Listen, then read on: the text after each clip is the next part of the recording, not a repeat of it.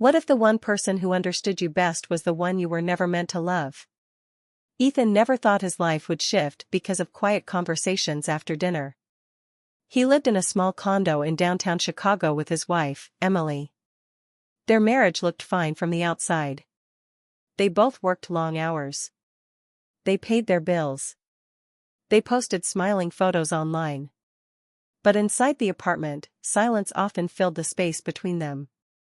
Emily was ambitious, always focused on her next promotion. Ethan supported her, yet he often felt invisible. Claire entered that silence without trying. She was Emily's mother.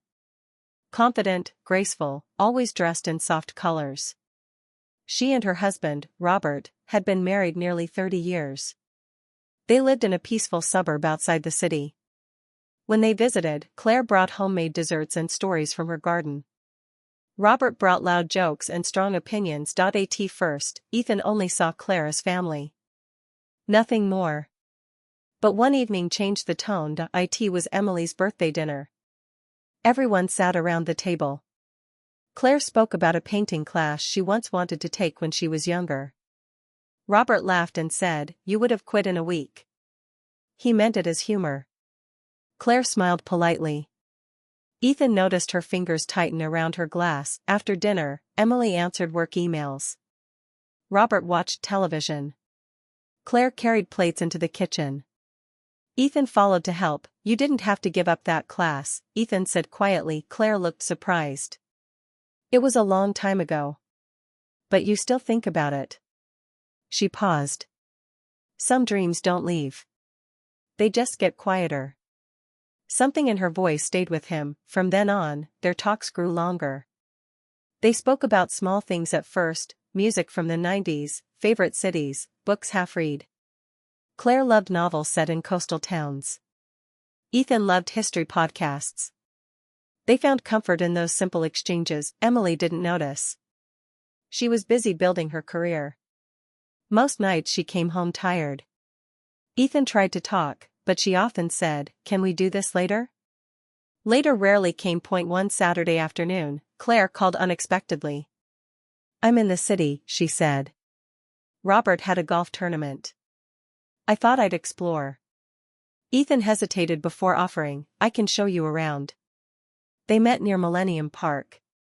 The sky was bright. The air cold but fresh. Claire looked lighter outside the house. They walked by the lake, talking about travel plans they once had. She told him she had always wanted to see Vancouver. He admitted he once dreamed of opening a small bookstore. "Why didn't you?" she asked. "Life moved fast," he said. She smiled softly. "It always does." Hours passed quickly. When she checked her phone, she looked startled. "Robert's been calling." There was worry in her eyes. Not fear. Just pressure. That night, Ethan lay awake thinking about the way she laughed when he joked about his failed cooking attempts. He told himself it was harmless. Just friendship. Just connection. But the next week, she called again. This time her voice sounded tired. "Do you ever feel alone in a crowded room?" she asked. He understood the question too well. They met at a quiet cafe near the river. Claire stirred her coffee without drinking it. She admitted that Robert had grown distant over the years. He provided everything financially, but emotionally he was absent. Conversations turned into instructions. Affection turned into routine. "I don't even remember the last time he asked how I felt," she said. Ethan listened. He didn't offer advice. He didn't criticize Robert. He simply listened. That listening meant more than he realized. When she left the cafe, she touched his arm gently. "Thank you for hearing me."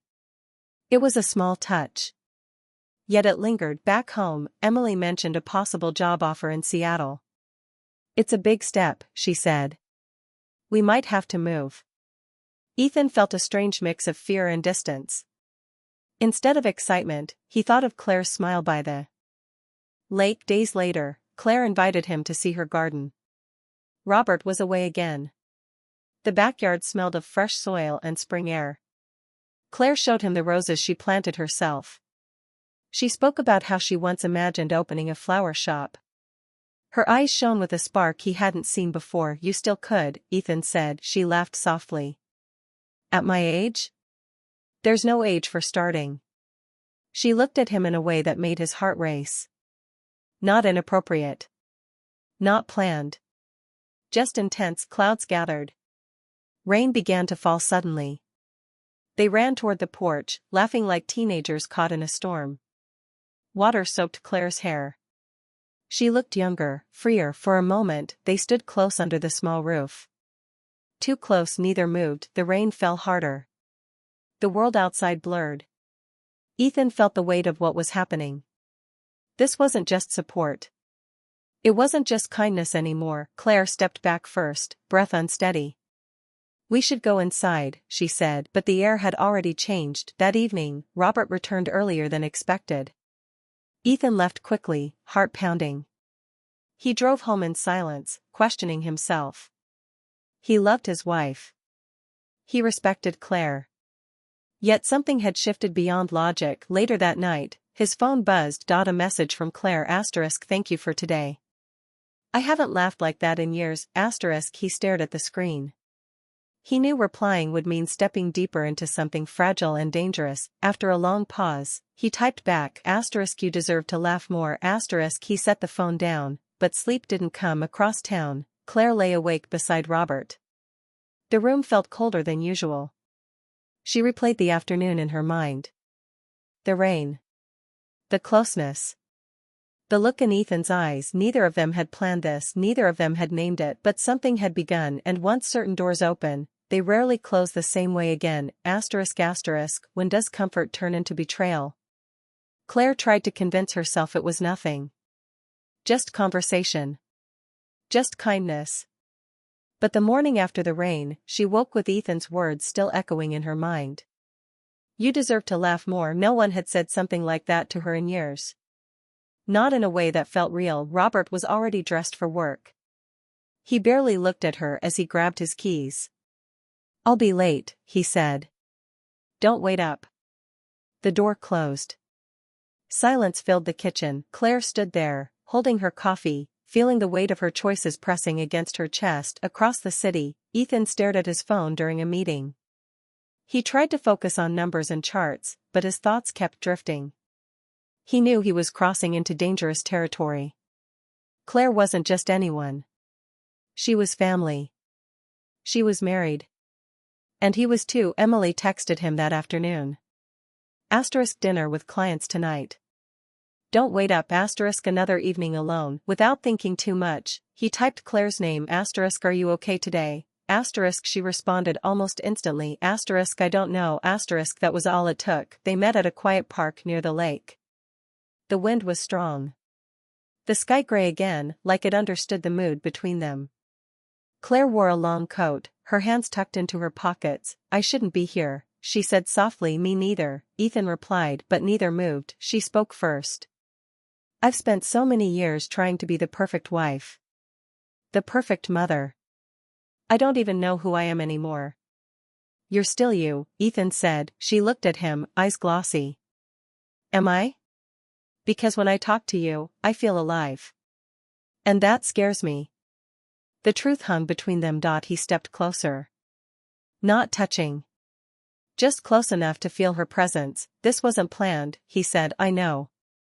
They both understood the line was fading. Claire confessed that her marriage had slowly turned into habit. Robert wasn't cruel. He wasn't a bad man. But he had stopped seeing her as a partner. She felt more like furniture in a house he owned. Ethan admitted his own marriage felt distant. Emily loved her career deeply. He admired her drive. But somewhere along the way, they had stopped checking in with each other. They shared space, not feelings. The connection between Claire and Ethan wasn't loud. It wasn't dramatic. It was quiet and steady. That made it more powerful. Days turned into weeks. They spoke almost every day. Short calls. Small messages. Careful meetings in public places. They told themselves they were just talking. Just supporting each other, but emotions don't stay small forever. One evening, Claire and Robert attended a neighborhood gathering. Claire laughed politely at conversations she barely listened to. Across the yard, Robert told stories about work.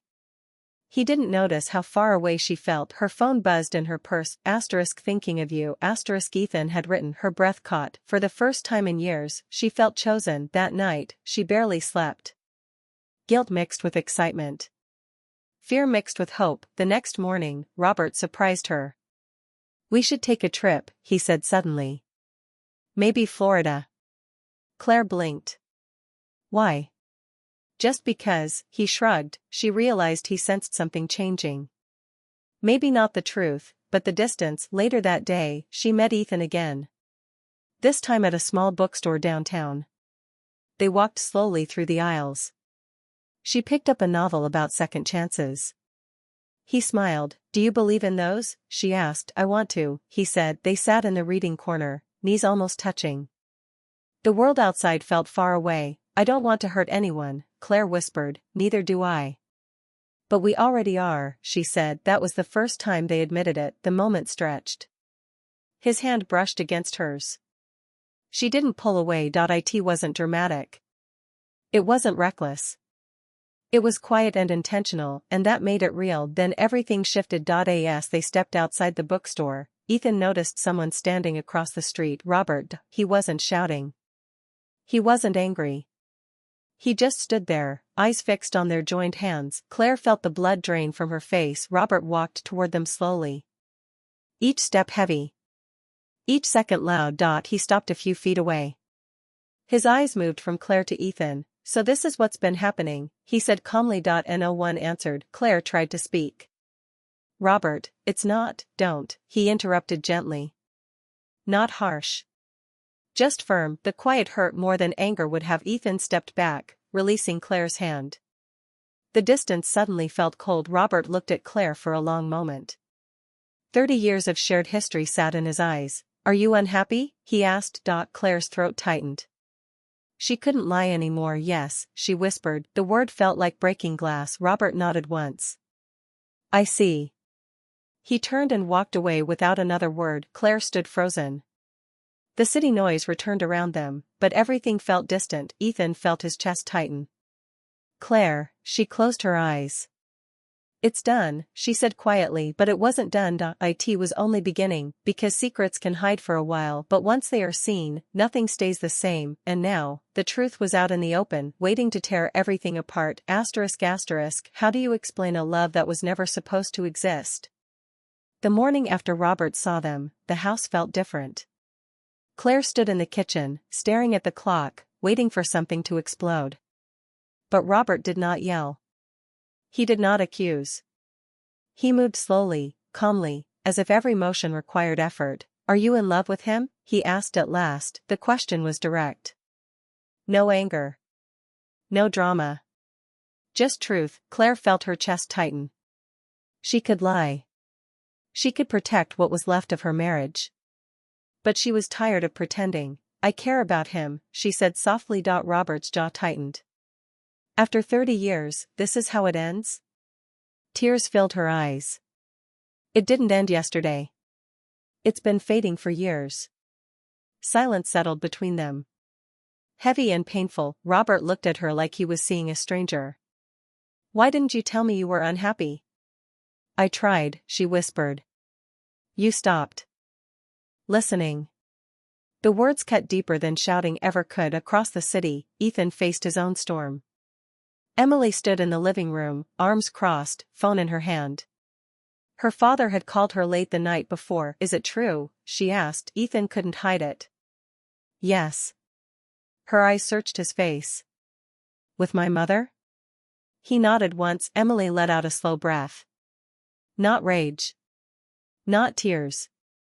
Just disbelief. I never thought you were capable of this. It wasn't planned, he said quickly. It just happened. That doesn't make it better. She turned away, pacing. Were you unhappy with me? Ethan hesitated. We were distant. Distant, she repeated. So you chose her? The question had no easy answer. Back at the house, Robert packed a suitcase. He moved carefully, folding shirts with steady hands. "Where will you go?" Claire asked, her voice shaking. "I'll stay at an apartment near the office," he replied. She felt something collapse inside her. She had imagined confrontation, maybe even a fight. But this quiet exit felt final. "Robert," she said, stepping closer. "I never wanted to hurt you." He looked at her, eyes tired but steady. "You already did." He left without slamming the door. The sound of the engine fading down the street echoed in her chest. Claire sat on the couch alone. The house felt too big, too empty. The excitement she once felt now turned into fear. This was real. There was no going back. Her phone buzzed. "Ethan," she answered immediately. "It's happening," she said. "Emily knows," he replied. They were both standing in ruins. That evening, Ethan drove to see Claire. He hesitated before knocking. The door opened slowly. She looked smaller somehow. Fragile. Not glowing like before. "It's done," she whispered. He stepped inside. The house felt colder. They sat across from each other at the kitchen table. No laughter now. No secret smiles. Just consequences. "Emily wants space," Ethan said. "She's still taking the job in Seattle." Claire swallowed hard. Robert left. The weight of those words filled the room. For a moment, neither spoke. "This is what we wanted," Claire said quietly. Ethan wasn't sure anymore. They had imagined freedom. No more hiding. No more fear of being seen. But freedom felt heavy. "Do you regret it?" she asked. He looked at her carefully. "I regret hurting them. But not us," she pressed. He hesitated too long. Claire saw it, the doubt. Days moved fast. Emily packed her things. She moved through the apartment like a guest. No arguments. No begging. Just distance. "I hope you find what you're looking for," she said before leaving. Ethan watched her walk away, feeling like he had lost something solid. Meanwhile, Claire met with a lawyer. Papers were discussed. Assets divided. The life she built for decades was being measured in numbers. Friends started asking questions. Rumors spread quietly. Claire kept her head down. She told no one the full story. One evening, she met Ethan again at her now half-empty house. Boxes lined the walls. Photographs had been taken down. "We can finally be together," she said, trying to sound hopeful. Ethan looked around at the empty space. "Yes." But his voice lacked certainty. The spark that once felt powerful now felt exposed. Without secrecy, it seemed smaller. They tried to talk about the future. Where would they live? How would holidays work? What about family gatherings? Every question carried weight. "This feels different," Claire admitted. "It is different," Ethan said. They were no longer escaping something. They were standing in what they chose. Claire walked to the window. The street lights flickered on. She remembered the rain, the laughter, the thrill of feeling seen. That version of them felt far away. "Maybe we were just lonely," she said slowly. Ethan stepped closer. "Maybe. Or maybe we were brave enough to admit what wasn't working," she added. He wanted to believe that, but bravery and desire are not the same as lasting love. The divorce papers were signed weeks later. Robert didn't argue. He simply agreed. Emily filed hers shortly after. Claire moved into a small condo downtown. Fresh start. New walls. No memories attached. Ethan helped her carry boxes. They stood in the quiet living room, sunlight streaming through wide windows. "No more secrets," he said. "No more," she agreed, yet something felt unfinished. That night, as Ethan drove home, he realized the thrill had faded.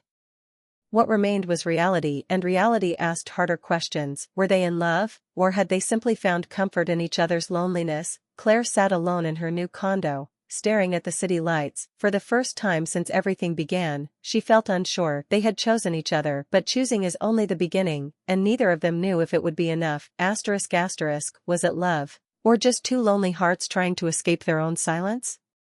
Freedom arrived quietly. No celebration. No fireworks. Just signed papers and separate addresses. Claire stood in her new condo downtown, staring at the city skyline through wide glass windows. The place was smaller than her old house, but it felt clean. Blank. Like a page waiting for a new story Ethan visited often at first. He brought coffee. Helped assemble shelves. Fixed a loose cabinet door. Simple things. Normal things. There were no more secret messages. No more watching over their shoulders. They could sit close without fear, yet something had shifted. The thrill that once made their hearts race had softened into routine. They talked about grocery lists. About work deadlines. About traffic. Real life filled the space where fantasy once lived. One evening, they cooked dinner together. Claire chopped vegetables while Ethan stirred a pot on the stove. Soft music played in the background. It should have felt perfect. Instead, it felt quiet. Are you happy? Ethan asked suddenly. Claire paused. The knife stopped midair.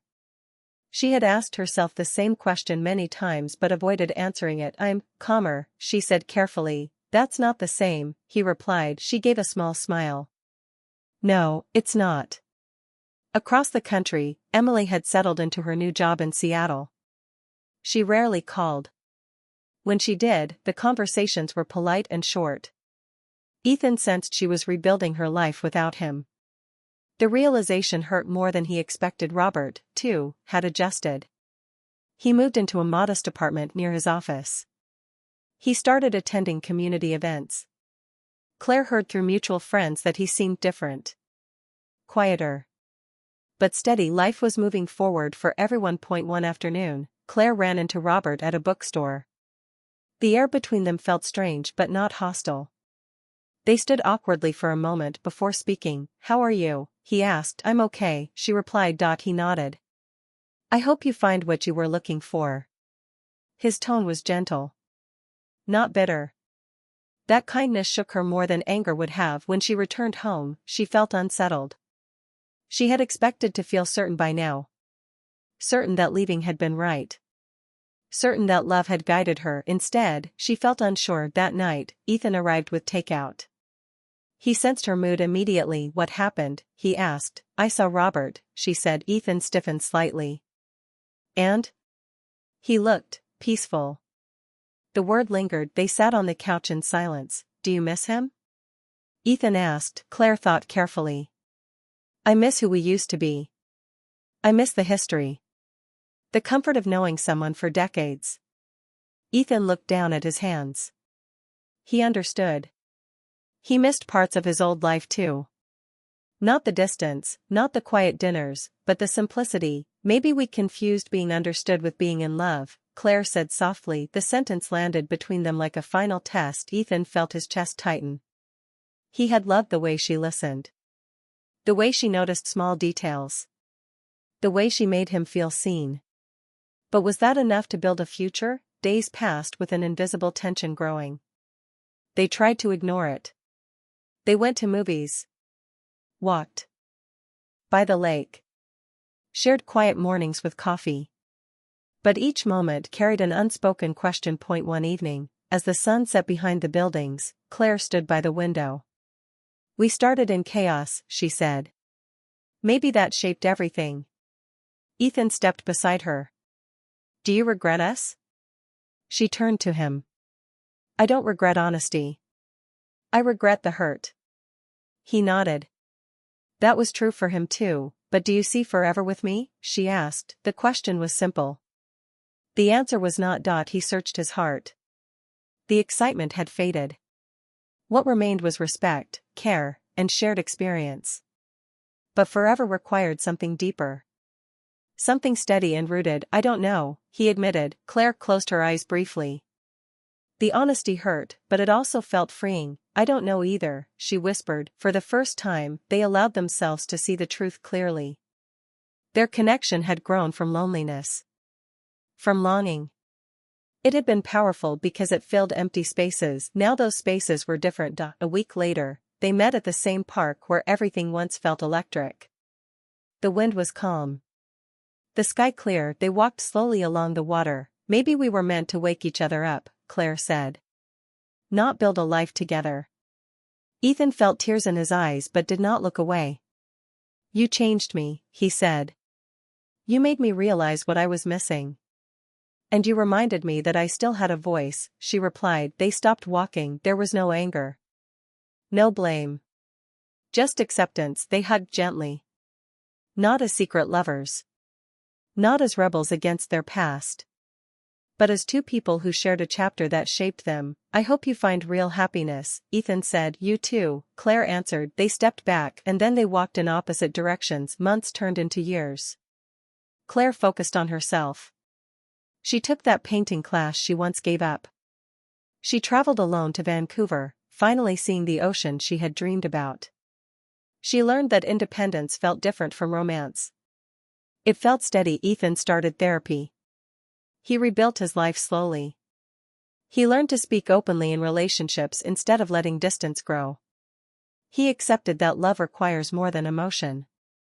It requires timing, stability, and courage in the right moment. They rarely spoke after that day, but sometimes, when Claire watched the sunset from her balcony, she would think about the season that changed everything.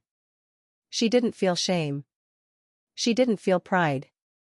She felt understanding. Some love stories are not meant to last forever. Some arrive to teach, some begin in longing and end in clarity, and sometimes, the person who feels like your escape is simply the lesson that helps you find yourself.